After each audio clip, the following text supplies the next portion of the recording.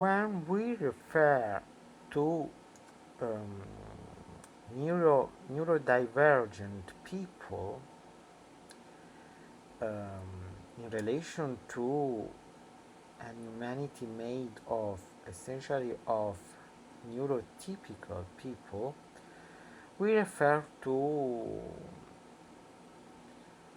neurodivergent as autistic people, that's to say people with a different way of judging the world, of seeing the world and reality, and even perceiving their identity as people, as humans, um, in the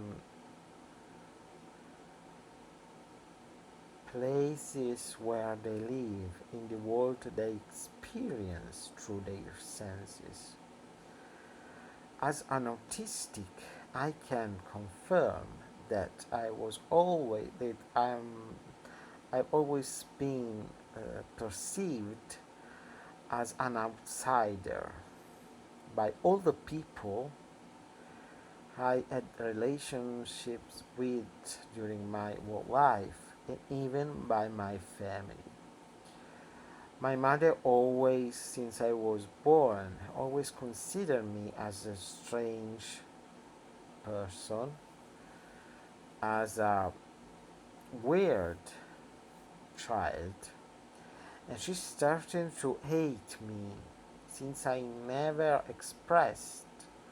my emotions in the way other children did it. As a neurodivergent, my perception of reality is completely different from the one that can have neurotypical person. Even if I understand that, even if I realize that these tags are sometimes ridiculous and cannot express the real richness of the meaning of what I live as an outsider or as a person who has a different way of living his own life, then I can accept the fact that sometimes a tag is useful to make people understand that we are all different, it's true, but there are people that are even more different from the rest of the mass of people, of the rest of humanity. Um, my mind perceives time in a particular way that um, that has very little in common with the perception of time and reality that has other people, neurotypical people. I never had a childhood, never consider myself as a young person, and I don't um, know what it means to be 20 years old or 30 years old or 40 or 50 years old, as there are areas of my brain that never gets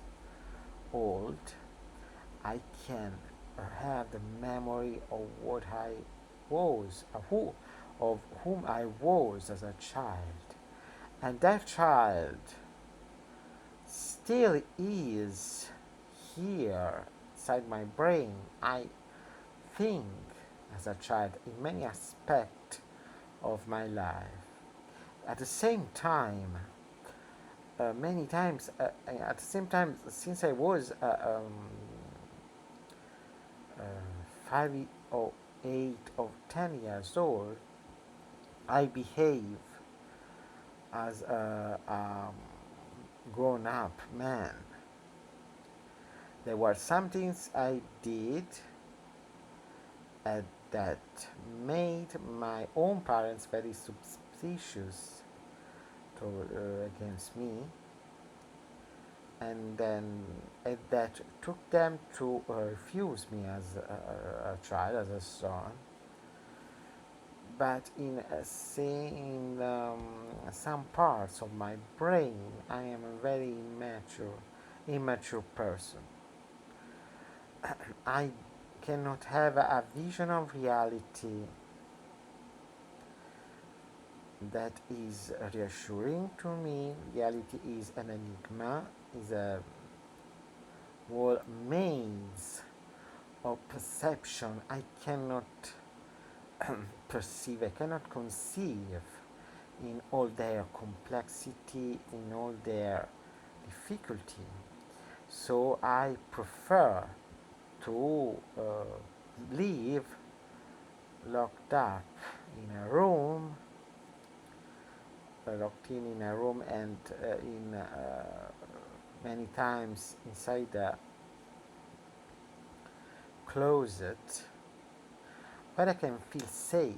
and where I can build my little own world, where I can express all my feelings and capacities and qualities to construct something useful to me and to all the people who want to study how a neurodivergent mind works and survive in a world of conformism and of people who love thinking and acting as a whole. The real problem of this world is that everyone likes to do what everyone else does, with no values left for diversity and originality, and this is what is making our humanity poorer and poorer with the passage of years, with the passing of time. So I think it's important to accept diversity, and even listening to neurodivergent people who want to share their knowledge of reality with other people. Thank you for listening to me, and see you in the next video.